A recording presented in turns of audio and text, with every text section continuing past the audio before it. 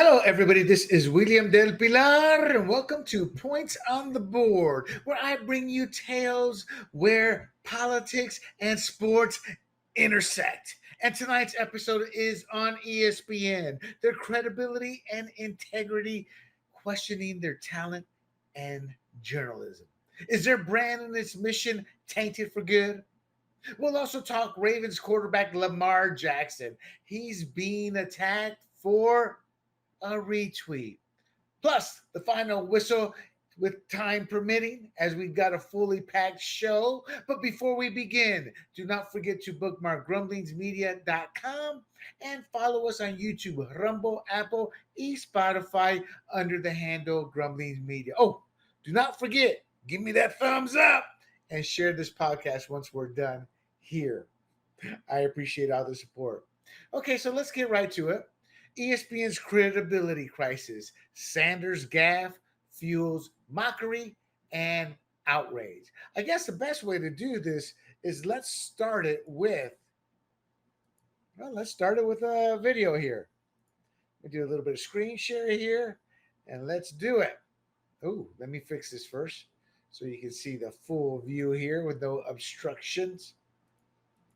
Here we go.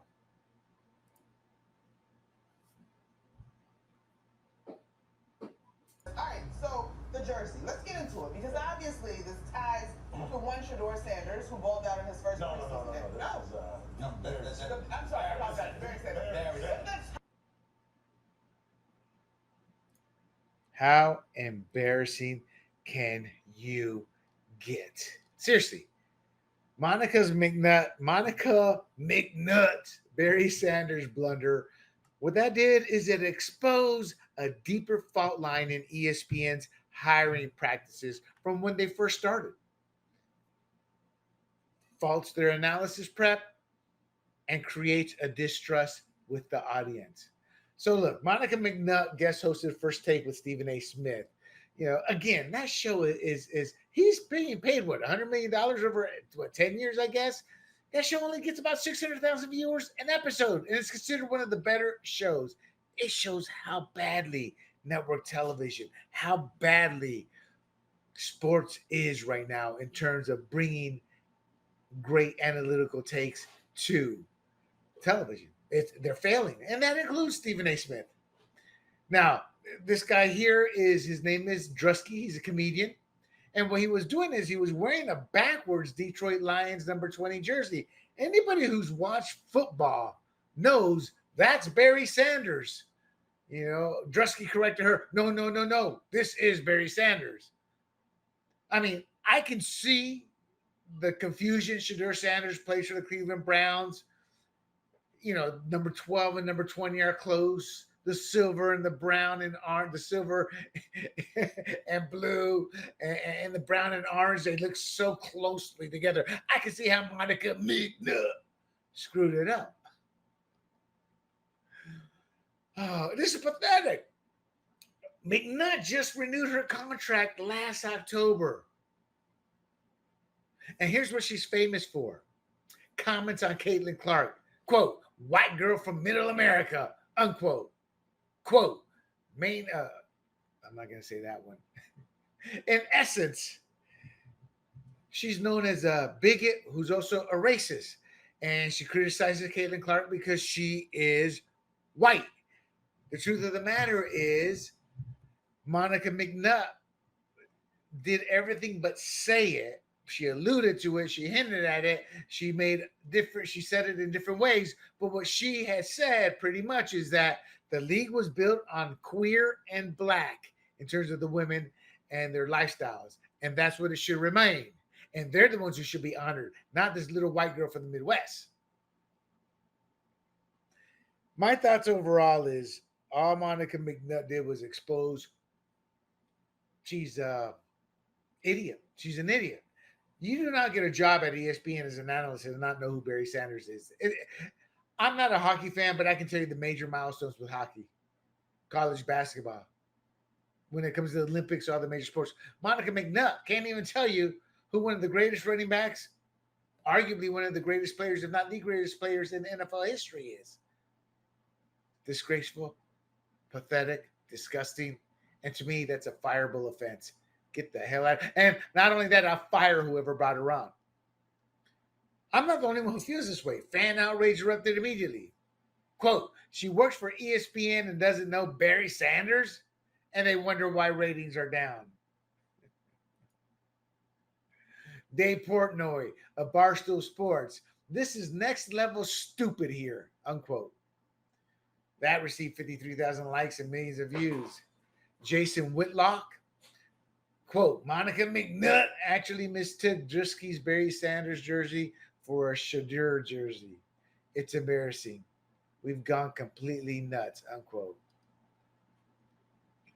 Look, some of her supporters and ESPN supporters are like, hey, and Barry Sanders on there wearing Shadur Sanders jersey. Use humor to flip the narrative. Trust is already gone. And, you know, here's a great, I follow this guy. He's a class act in my eyes. By class act, meaning he's not going to succumb to the woke. He's going to speak the truth, and he comes at it hard. This is what he said.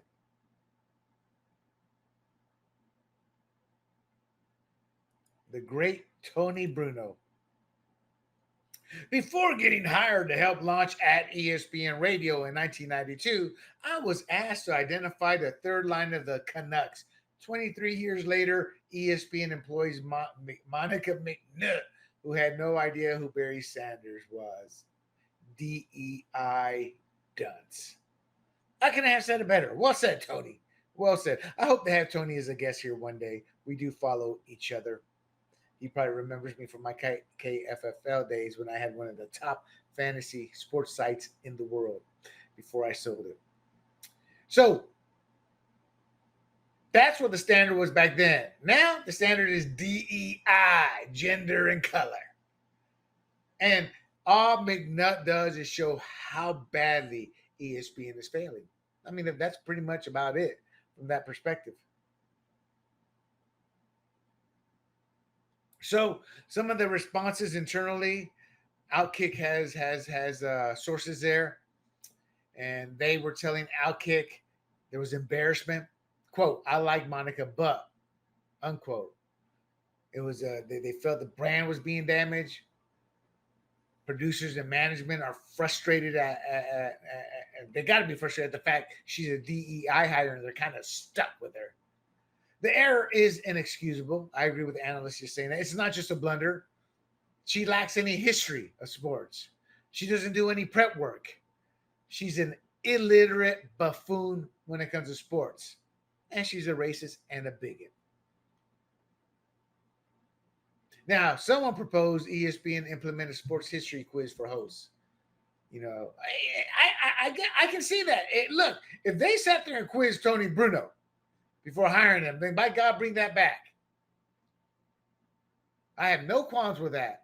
This woke, what we saw is the epitome of woke. What we saw in Monica McNutt is the equivalent of Ketanji Brown Jackson at the Supreme Court, where she wrote like a 90-page diatribe on how feelings, nothing but my feelings, should dictate legalese. It's like you got two morons who were hired not because of qualifications. So what's a broader media analysis and framing here? Somebody joked, said, oh, ESPN is becoming the TMZ of sports networks. They were being sarcastic. Oh, my goodness. The consensus is simple. ESPN is prioritizing race, gender, and ideology over actual qualifications. I mean, it's not just McNutt, David Dennis Jr., Ryan Clark, Ellie Duncan. They're all horrific excuses for analysts. If the player they like doesn't succeed, it does not succeed, it's because of racism. If it's not the team that's racist, if it's not the owner that's racist, it's the fans that are racist. Oh, man. So, Monica McNutt hasn't come out with a statement since she apologized, I think, on air. No comment, no response. Now, today she was not featured. in the first 90 minutes. And that means it was Smith, Orlovsky, Schefter, and Tannenbaum. Now, I don't think this is a disciplinary issue, or maybe it was pre-scheduled. But maybe it's like, we got to keep you off the air so you don't bring the show down. So let's be blunt. This wasn't just a slippery miss. You slide down, you overshoot your target.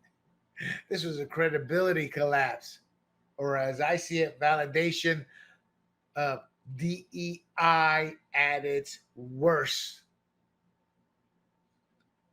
An analyst so clueless, it's beyond being out of their element. Because she was so bad at that moment, she completely tainted not just the show, not just her fellow co-hosts, but the complete brand of ESPN. I mean, ESPN's leadership, Jimmy Pitaro, Burke Magnus, Dave Roberts, in a way, they're facing a choice. Keep this subpar standard of how you hire people based off their gender and color, or go back to merit-based standards. There's a lot of black athletes on there that actually know what they're talking about. This has nothing to do with you're black and you don't know. It's everything to do with she's a moron and she doesn't know. Plenty of black football players, Latino baseball players, basketball players are black and white. I mean, there's plenty of that, but they need it to be merit. They're trying to do to her what they did to Bomani Jones. Elevate pathetic excuses that they call talent. I mean, Dennis Jr. is one of the worst over there. They've got to get rid of that. When analysts can't identify legends like Barry Sanders, it's not just embarrassing, it's pathetic and destructive to the ESPN brand. It damages trust. It alienates viewers. It weakens the network's authority. And if ESPN continues to elevate unqualified voices, the integrity of sports media itself could be on the line. This moment isn't just about Monica McNutt. It's about whether ESPN still values expertise or if it's lost the plot entirely by giving way to DEI hires. Long are the days of Tony Bruno being tested on his sports knowledge before being offered a job. Now it's checking the boxes. Faith, politics, and the Lamar Jackson firestorm.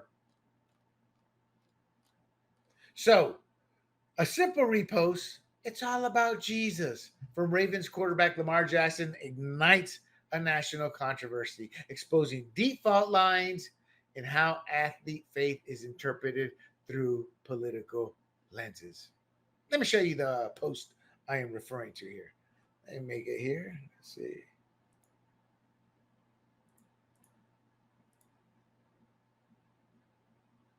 Notice right here, Lamar Jackson reposted Charlie Kirk.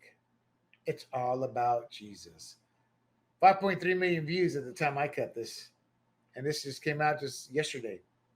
Boy, that's some serious popularity. So, Lamar Jackson reposted Charlie Kirk's message. It's all about Jesus. Now, Kirk is known as a conservative activist.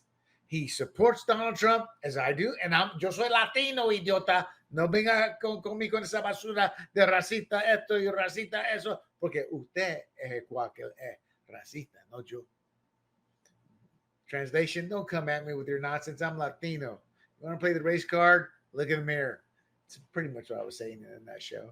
Regardless, Kirk is known for conservative activism. Again, support for Donald Trump, as I support him, and opposition to DEI policies. As you can tell, I support. Do away with those. Have merit-based hires, meritocracy for college entrances, meritocracy across the board. Why DEI is divisive and anti-meritocratic. I mean, who can forget MLK's content of character? You can't. See, when I see a lot of progressives, and I don't care if they're white, black, Latino, or what, talking MLK, And then I look at their posts. I'm like, they're using him. Okay. Then they get mad when you use it. How dares you? How dares you? I can use it because he's American. How dare you talk about this person if you're not of that culture or that color? Just throw it back in their face. That's what you have to do to defeat these bigots and these racists.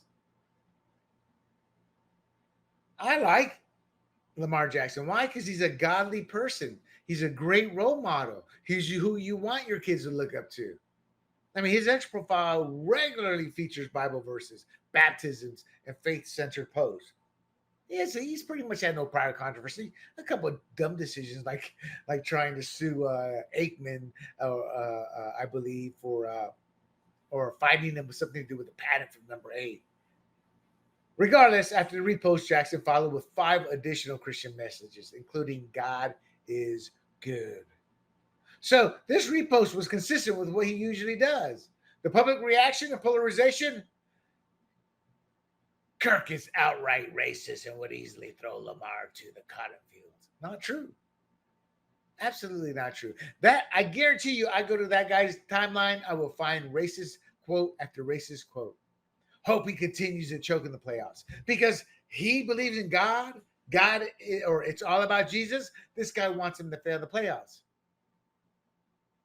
Lamar retweeting a very known racist. Charlie Kirk is not a racist. He'll debate anybody. He'll go toe-to-toe. He doesn't go toe-to-toe with anybody. He takes them out because he easily breaks down their lies. When you are well-informed as we are, it's easy. I always tell people here at Grunts Media, well, let's go debate it.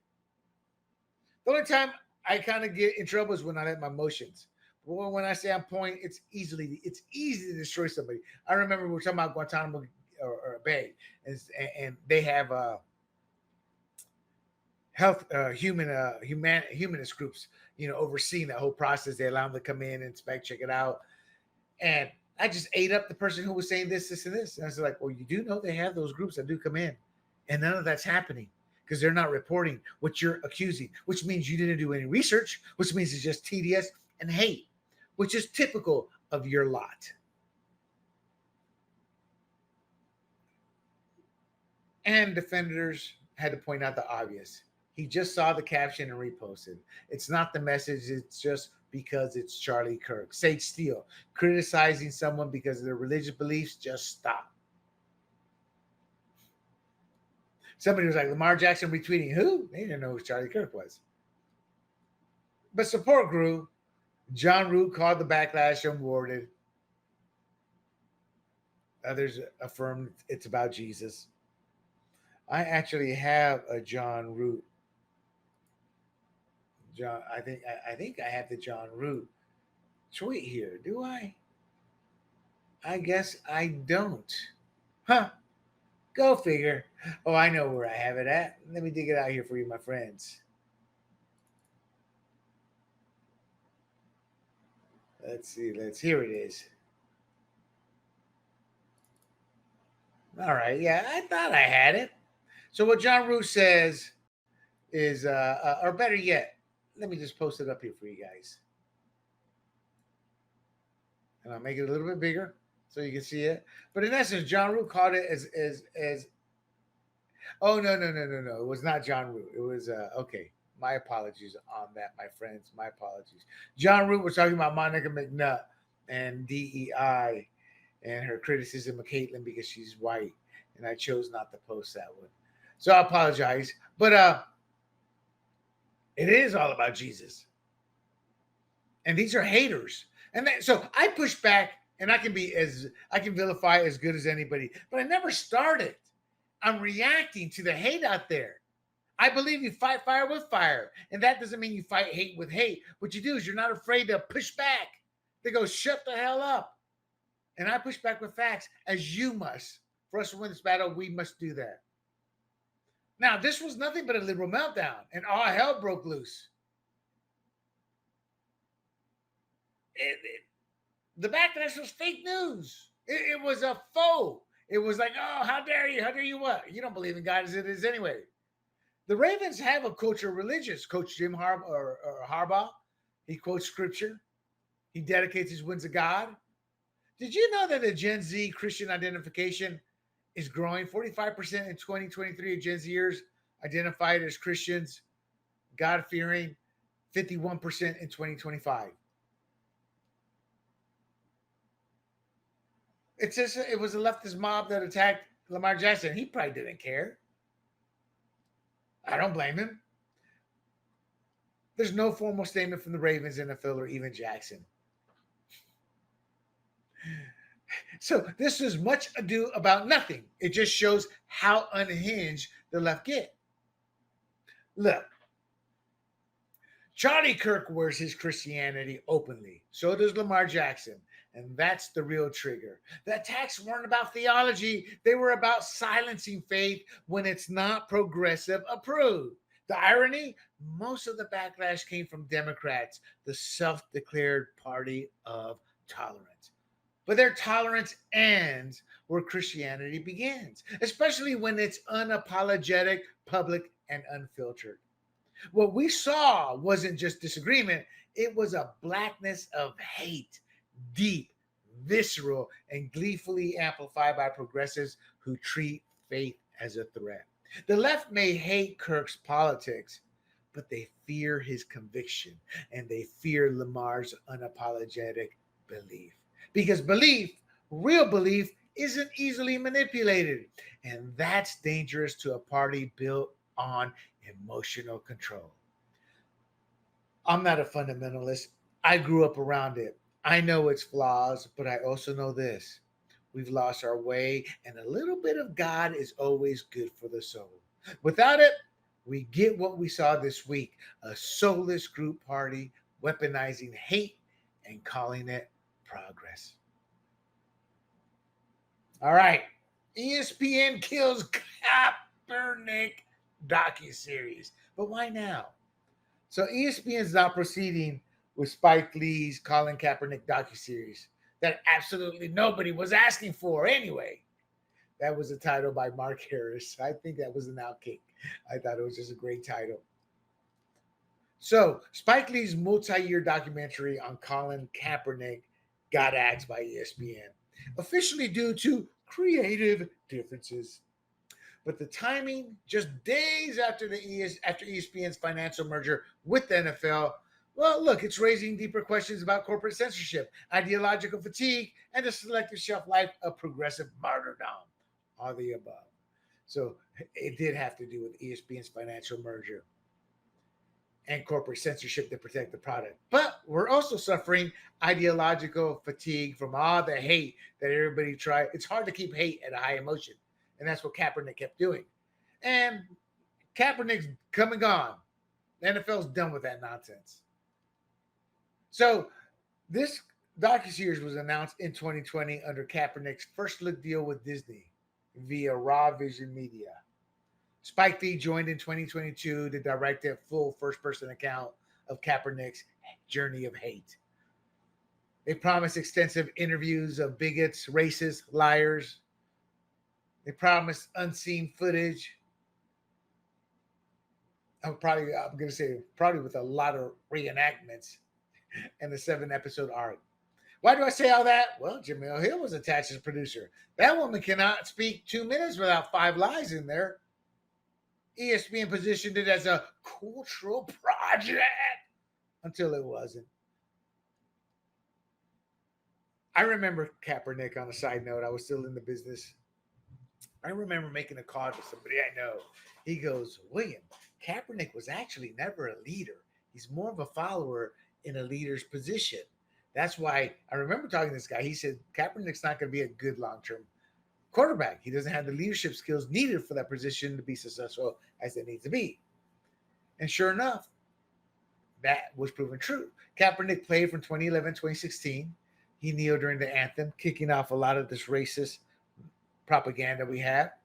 Opted out of his contract in 2017 because he was greedy. He wanted more money, meaning they were going to trade him. And he refused to take the pay cut. So he let his current contract lapse. Why? I don't know. He never signed again. He filed collusion grievance in 2018. It was settled 2019. I would have fought all the way. And I would have been in court. Yeah, we're not going to sign him. He's going to kill ticket sales. It's not just about winning on the field, which he hasn't done very well the last couple of years against big game, big time opponents, but he's also hurting the ticket sales. It's called business, Judge. Post NFL Ventures, a lot of racism, a lot of bigotry, Know Your Rights Camp, publishing company, children's book, I Color Myself Different, Netflix series, Colin in Black and White, compared the NFL Combine to a slave auction. I'm not going to lie. I used to go to the Combine, and I remember one day they're all standing up, putting up shirts and all that. I'm like, oh my God. And it was in an old Alabama landmark where they used to sell slaves. And I'm looking around. I'm like, am I the only one who sees the irony here? The irony, because slaves were once sold there, and these are these young, mostly black athletes. They were going to go from poor, working class to being in the top 1% of the country financially. So yeah, no. The draft is nothing, or the combine is nothing like a slave auction. It's called tryouts, you racist piece of trash. So the breakdown and cancellation, that happened in September of last year. Puck News reported creative clashes between Lee and Kaepernick. Yeah, thank ESPN chairman Jimmy Pitaro. He was open to shopping the project elsewhere. And in the summer, the decision to halt was made. Obviously, the NFL deal was nowhere near being done at that point. But this past August, Spike Lee did confirm the cancellation at a red carpet event. It's not coming out. I signed a non-disclosure. Translation, you can't talk about it. August 16th, ESPN issues joint statement citing creative differences. Kaepernick's rep declines to comment. Kaepernick's time is come and gone. He's what you call a hanger-on now. So some of the timing questions as to why they canceled it, this is just nonsense. I mean, it does look bad if you want it to look bad, but they're talking about the NFL acquiring 10% stake in ESPN. And the cancellation was announced 2 weeks later, with the belief being that the NFL doesn't want ESPN to do a docuseries that makes them look bad. People are going to make of it what they want. To me, it's coincidence. It's that simple. And again, Mark Harris says, nobody was asking for this.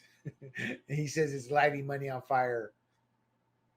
Michael Picnic, whoever the hell he is, ESPN caved the NFL pressure, dismisses creative differences, excuses. I dismiss a creative differences excuse. I think, look, we don't like it. It's garbage. It's you and Spike Lee couldn't even get along and get on the same page. Now, I do believe actor Gary L. Gray, the cancellation is due to woke backlash. Yeah, we're tired of the lies.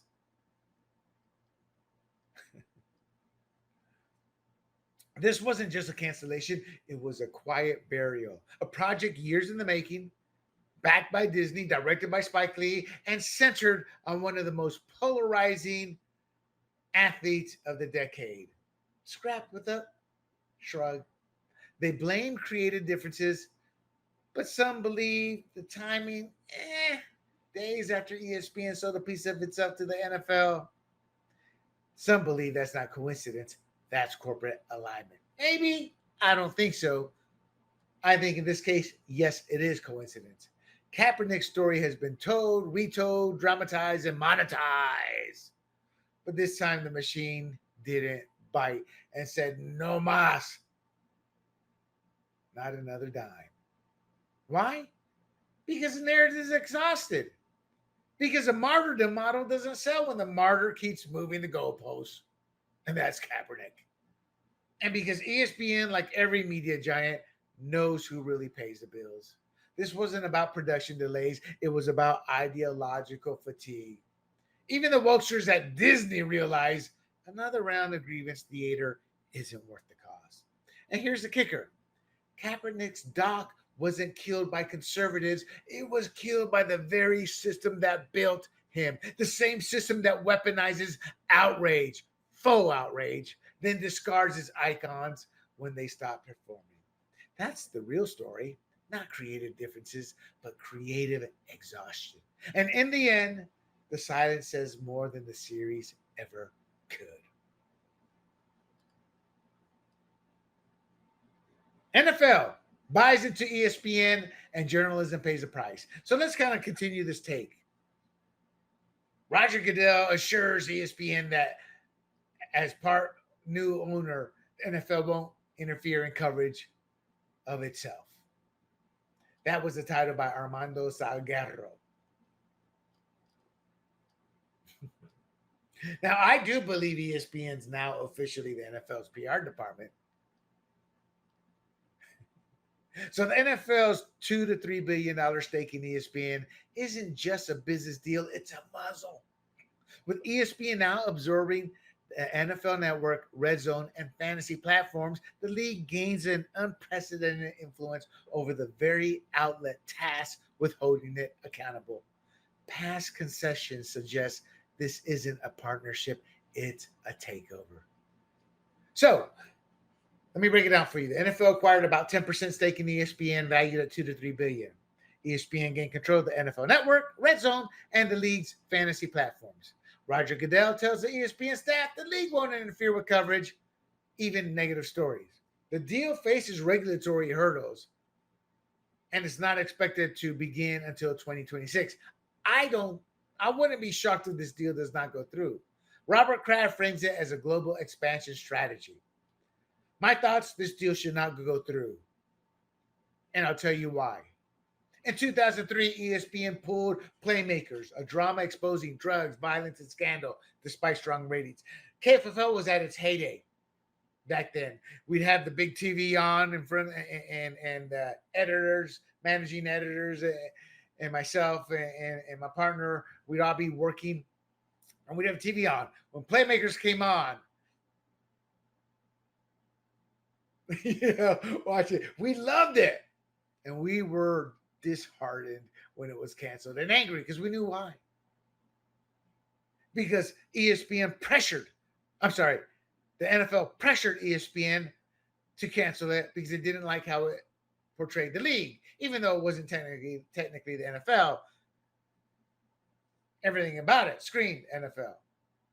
Why? They had multi-billion-dollar contracts and they needed the NFL. Then there was 2013, the ESPN exits the league of denial of concussion. I think that was with PBS. And that was another docuseries because of NFL pressure.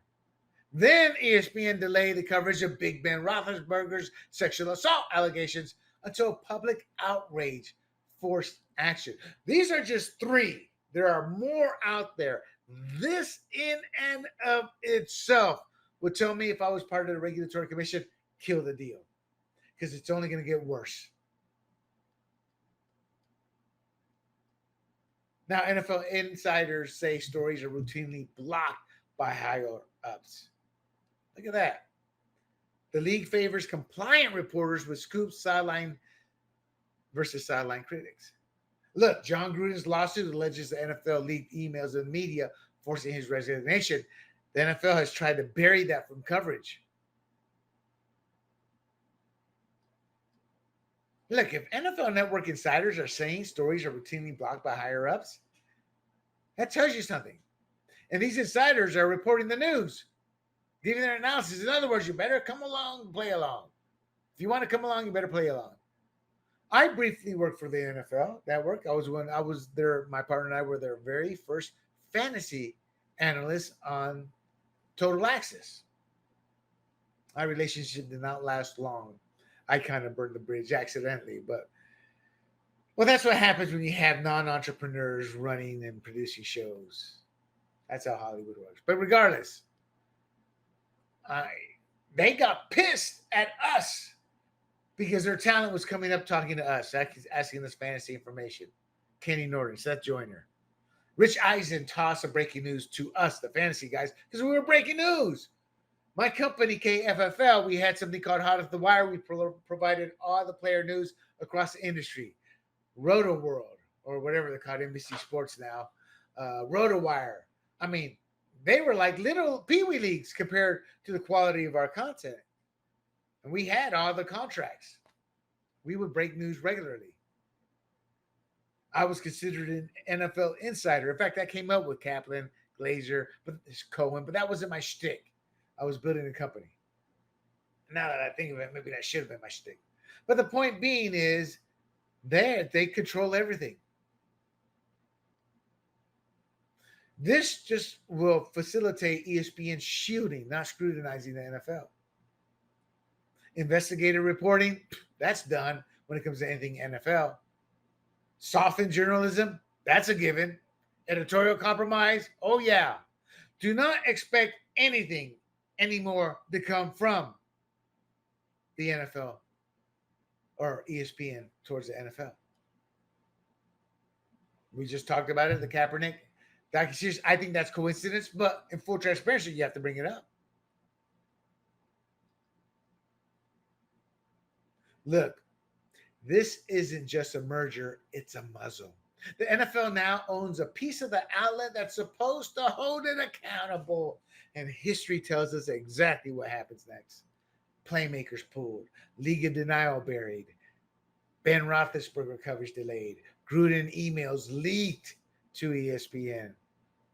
Well, I'm happy that Kaepernick, a useless excuse of a man, and the documentary was axed. I can't argue the questions of weeks after the deal was done. Regardless, this isn't journalism. Now it's brand protection. And the timing, it's not subtle. It's surgical. Look, the NFL didn't just buy airtime. It's buying silence of any negative stories. And ESPN didn't resist. It has complied and will continue to comply. This is what happens when media becomes a subsidiary of power. Truth gets traded for access. Accountability gets replaced by PR. And the fans, they get fed sanitized narratives. I pause because I'm like, I'm the fan too now.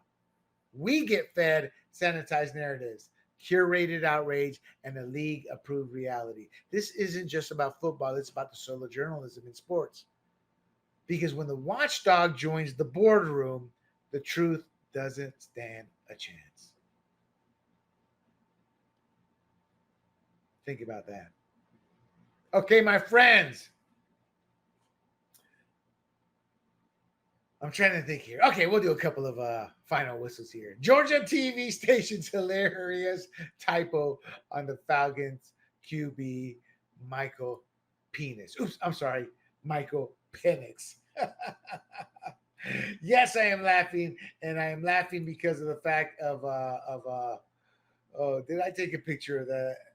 I don't think I did, and I really wouldn't want to show it anyway. So I'm looking here in my notes here. Do I got it here? Let's see. No, I don't. Actually, I did, but I can't remember what I did with it. So here's what happened. Savannah CBS affiliate WTOC aired an embarrassing chyron. They misspelled Michael Penix Jr. to Michael Penis Jr. Look, Michael Penix was drafted number 8 overall by the Falcons, entering his second season as a starter. Now WTOC removed it from the website, and they haven't commented on the error. But fans mocked him on social media. Ironically, on that same day, Penix sparked a fight during a joint practice, so he made the news again.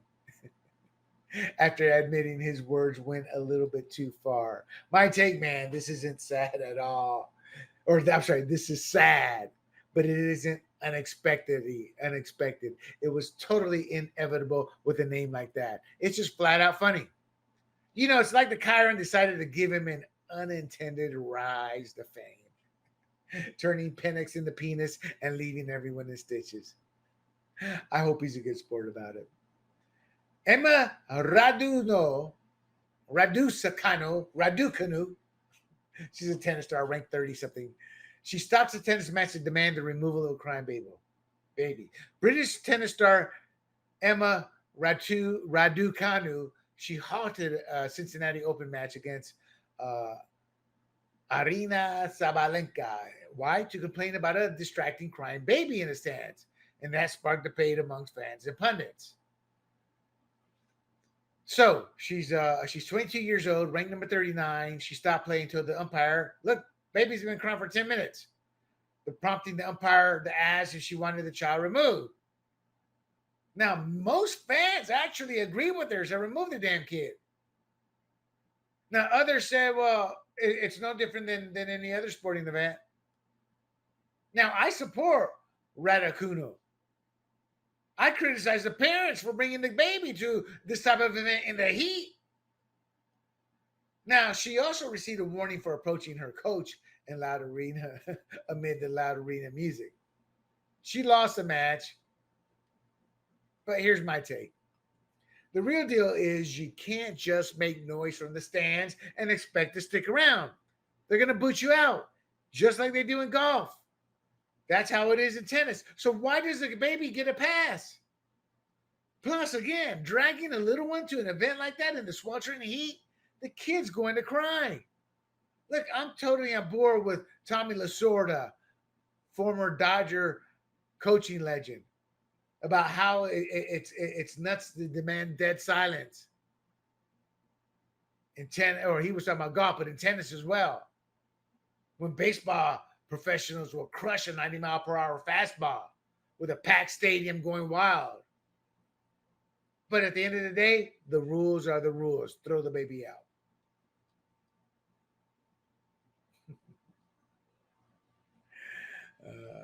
And there you have it, my friends. A couple of final whistle points there. I got plenty more. What I'll probably do is a final whistle clip for y'all. But I'm trying to keep these podcasts tight right now as we grow the base, grow the show.